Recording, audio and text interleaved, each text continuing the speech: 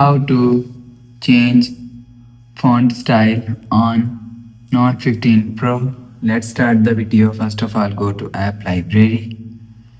Here click on Settings app. Now in Setting, scroll down and click on Display and Brightness.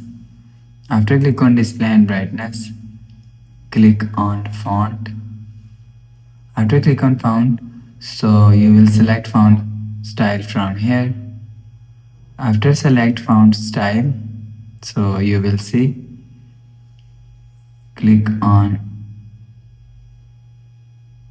free and click on apply.